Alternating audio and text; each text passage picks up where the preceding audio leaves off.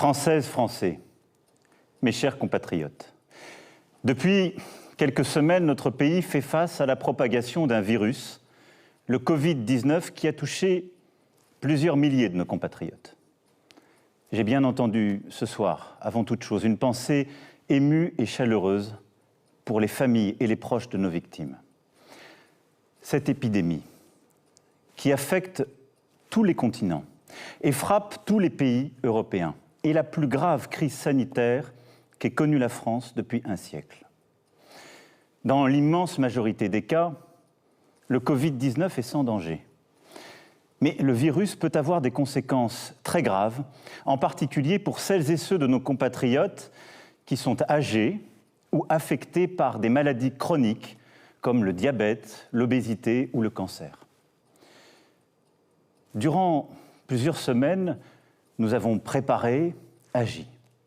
Les personnels des hôpitaux, médecins, infirmiers, ambulanciers, les agents des SAMU de nos hôpitaux, les médecins de ville, l'ensemble des personnels du service public de la santé en France sont engagés avec dévouement et efficacité. Si nous avons pu retarder la propagation du virus et limiter les cas sévères, c'est grâce à eux. Parce que tous ont répondu présent. Tous ont accepté de prendre du temps sur leur vie personnelle, familiale, pour notre santé. C'est pourquoi, en votre nom, je tiens avant toute chose à exprimer ce soir la reconnaissance de la nation à ces héros en blouse blanche, ces milliers de femmes et d'hommes admirables qui n'ont d'autre boussole que le soin, d'autres préoccupations que l'humain, notre bien-être, notre vie tout simplement. Je veux aussi ce soir saluer le sang-froid dont vous avez fait preuve. Face à la propagation du virus, vous avez pu ressentir pour vous-même, pour vos proches, de l'inquiétude, voire de l'angoisse, et c'est bien légitime. Tous, vous avez su faire face, en ne cédant ni à la colère, ni à la panique. Mieux, en adoptant les bons gestes, vous avez ralenti la diffusion du virus et ainsi permis à nos hôpitaux et nos soignants de mieux se préparer. C'est cela, une grande nation. Des femmes et des hommes capables de placer l'intérêt collectif au-dessus de tout, une communauté humaine qui tient par des valeurs, la solidarité, la fraternité.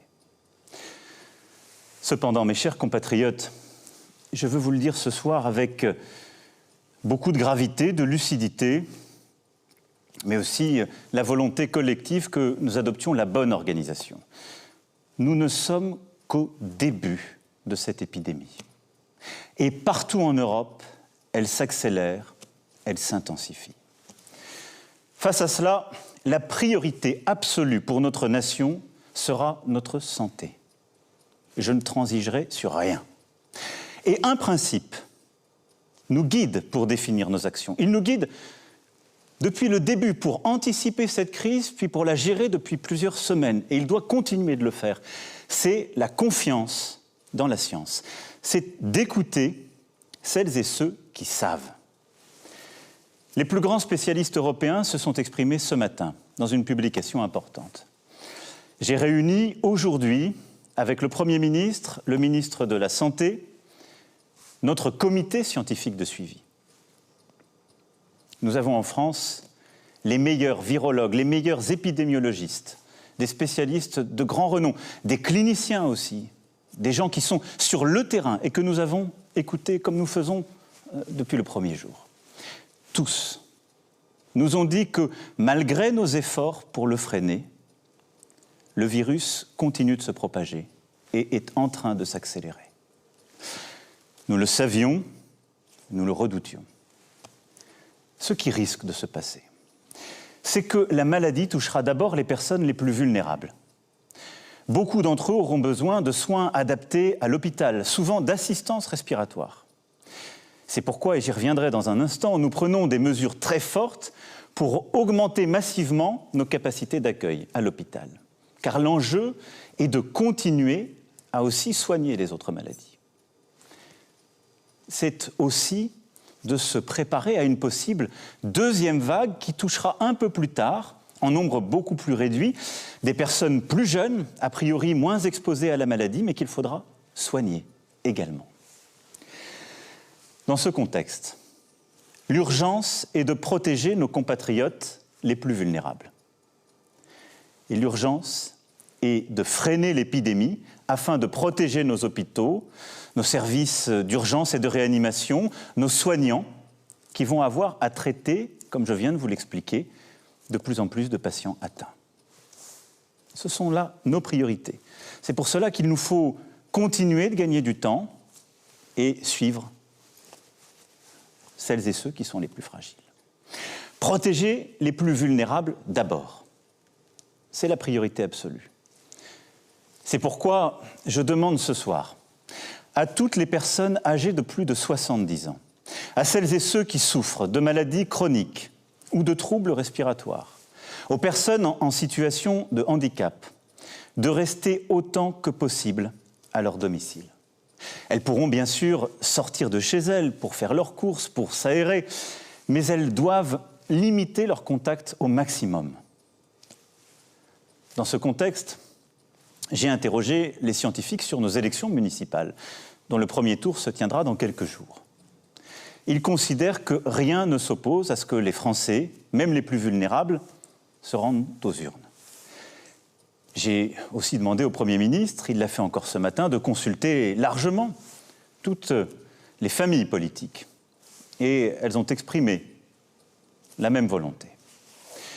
Mais il conviendra de veiller au respect strict des gestes barrières contre le virus et des recommandations sanitaires.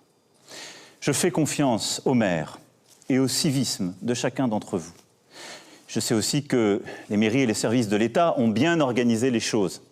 Des consignes renforcées seront données dès demain afin que nos aînés n'attendent pas longtemps, que des files ne se constituent pas, que les distances soient aussi tenues et que ces fameuses mesures barrières soient bien respectées.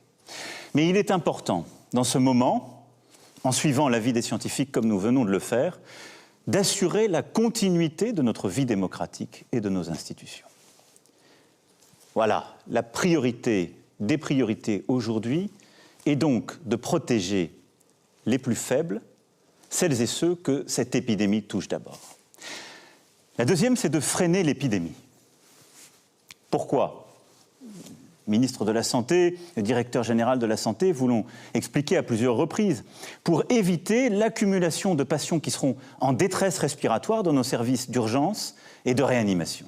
Il faut continuer de gagner du temps et pour cela, je vais vous demander de continuer à faire des sacrifices et plutôt d'en faire davantage, mais pour notre intérêt collectif. Dès lundi et jusqu'à nouvel ordre, les crèches, les écoles, les collèges, les lycées et les universités seront fermés. Pour une raison simple, nos enfants et nos plus jeunes, selon les scientifiques toujours, sont celles et ceux qui propagent, semble-t-il, le plus rapidement le virus, même si pour les enfants, ils n'ont parfois pas de symptômes et, heureusement, ne semblent pas aujourd'hui souffrir de forme aiguë de la maladie. C'est à la fois pour les protéger et pour réduire la dissémination du virus à travers notre territoire. Un service de garde sera mis en place, région par région, nous trouverons les bonnes organisations pour que, en effet, les personnels qui sont indispensables à la gestion de la crise sanitaire puissent faire garder leurs enfants et continuer d'aller au travail pour vous protéger et vous soigner.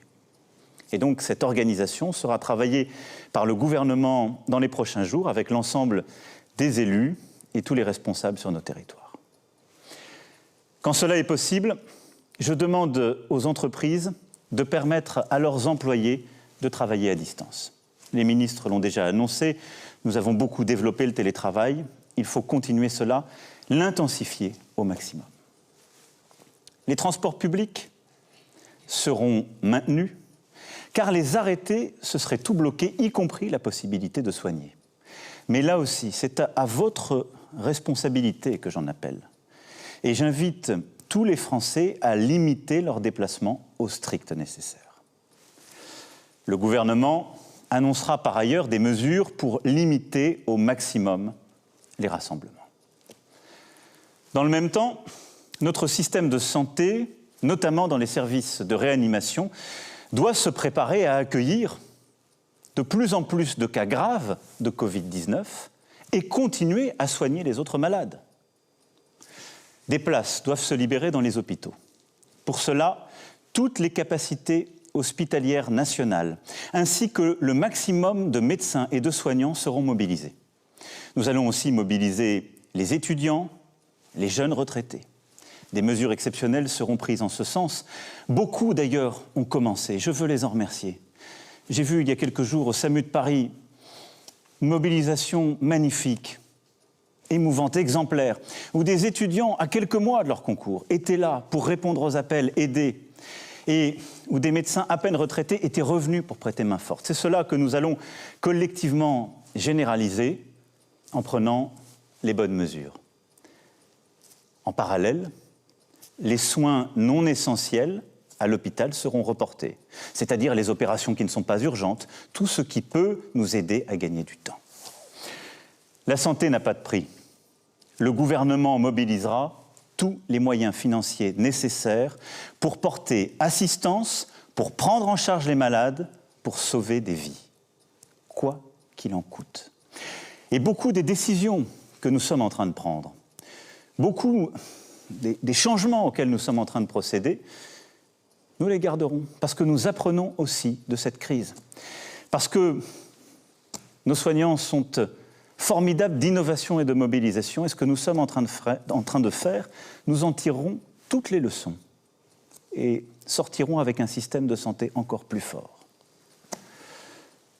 La mobilisation générale est également celle de nos chercheurs.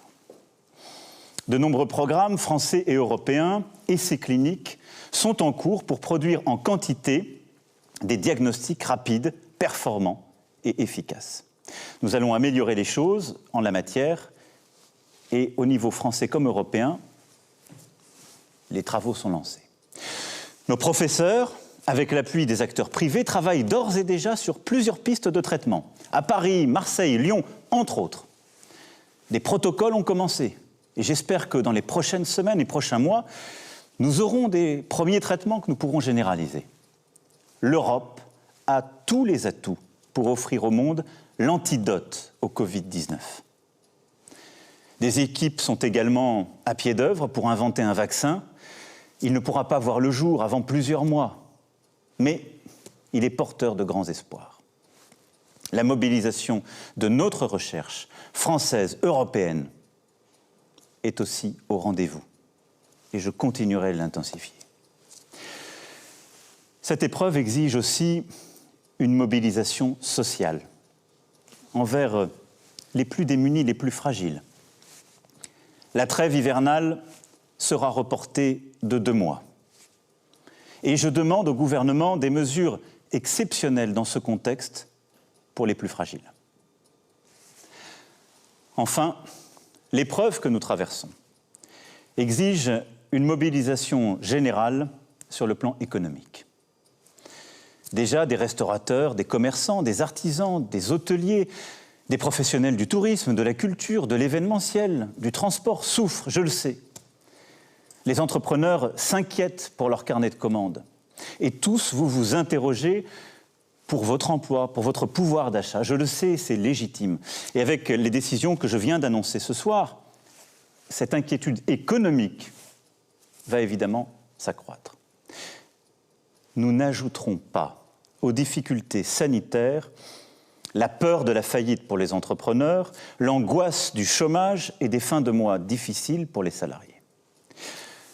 Aussi, tout sera mis en œuvre pour protéger nos salariés et pour protéger nos entreprises, quoi qu'il en coûte, là aussi. Dès les jours à venir, un mécanisme exceptionnel et massif de chômage partiel sera mis en œuvre.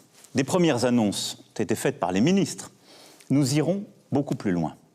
L'État prendra en charge l'indemnisation des salariés contraints à rester chez eux. Je veux en la matière que nous inspirions de ce que les Allemands ont su par exemple mettre en œuvre avec un système plus généreux, plus simple que le nôtre. Je veux que nous puissions préserver les emplois et les compétences, c'est-à-dire faire en sorte que les salariés puissent rester dans l'entreprise, même s'ils sont obligés de rester à la maison, et que nous les payons. Je veux que nous puissions protéger aussi nos indépendants. Et donc nous prendrons toutes les mesures nécessaires pour donner cette garantie sur le plan économique. Toutes les entreprises qui le souhaitent pourront reporter sans justification, sans formalité, sans pénalité, le paiement des cotisations et impôts dus en mars. Nous travaillerons ensuite sur les mesures nécessaires ou d'annulation ou de rééchelonnement.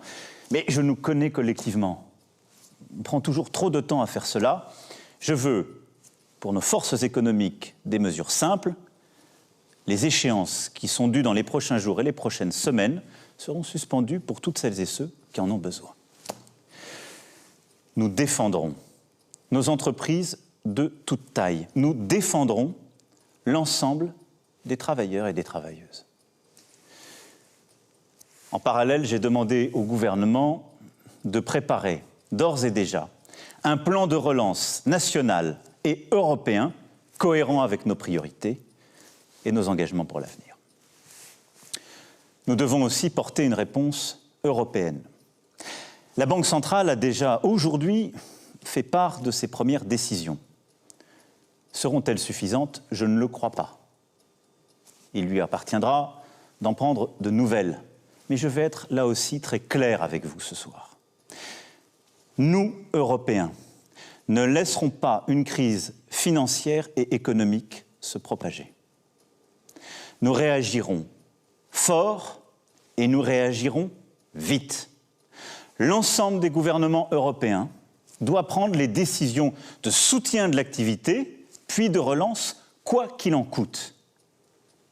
La France le fera, et c'est cette ligne que je porterai au niveau européen en votre nom.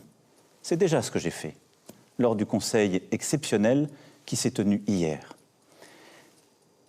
Je ne sais ce que les marchés financiers donneront dans les prochains jours, mais je serai tout aussi clair.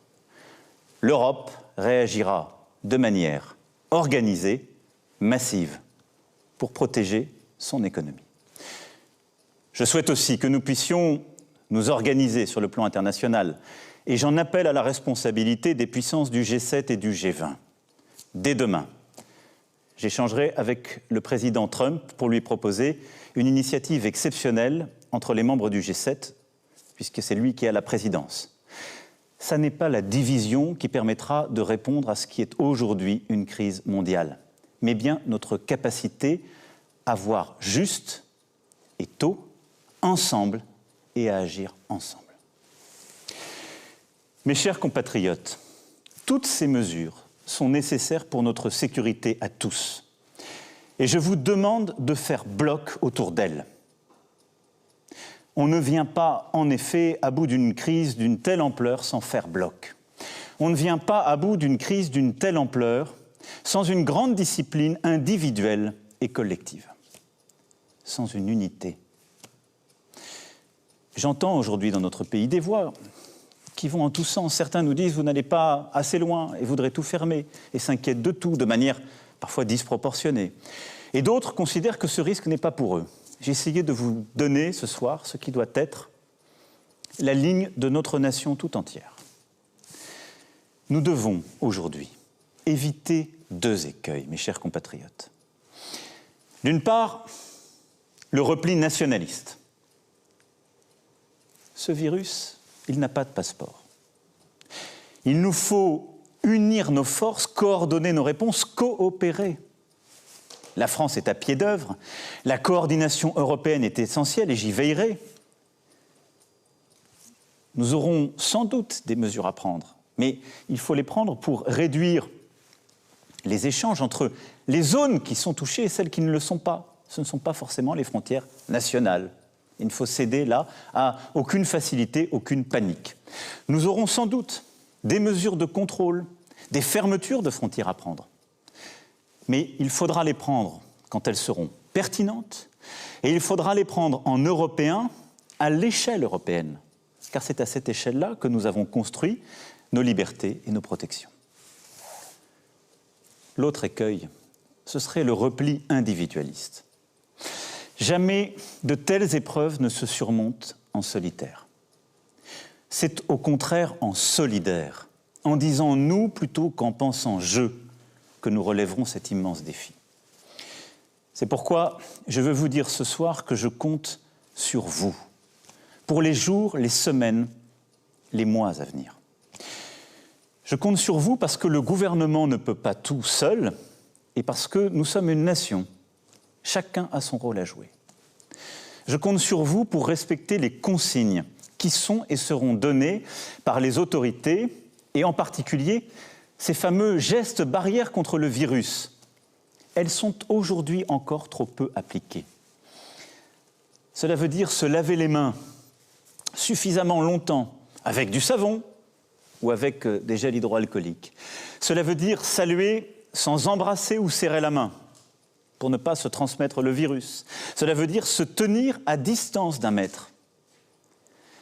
Ces gestes, ils peuvent vous apparaître anodins. Ils sauvent des vies. Des vies.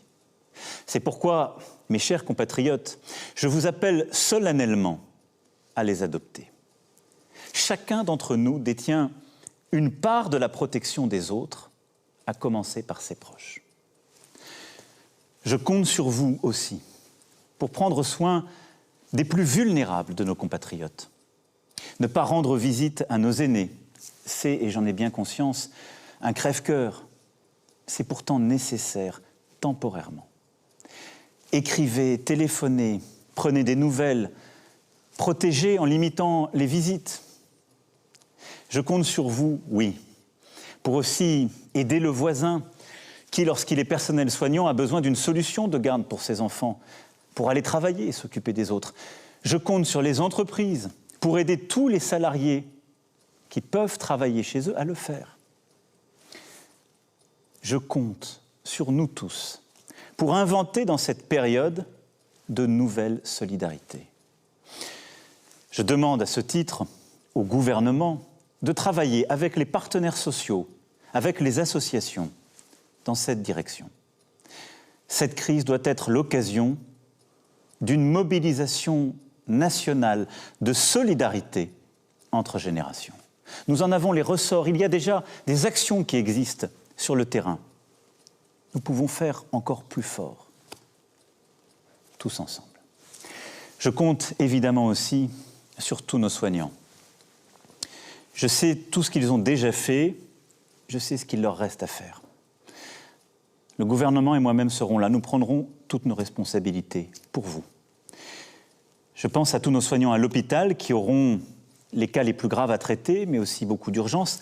Je pense aux médecins, aux infirmiers, aux infirmières, à tous les soignants qui sont aussi hors de l'hôpital, qui se sont formidablement mobilisés, que nous allons de plus en plus solliciter dans les semaines à venir. Je sais pouvoir compter sur vous. Le ministre de la Santé aura l'occasion aussi de préciser dans les prochaines heures les règles pour que nous vous aidions à bien vous protéger contre le virus. C'est le respect que nous avons envers vous et c'est évidemment ce que la nation vous doit.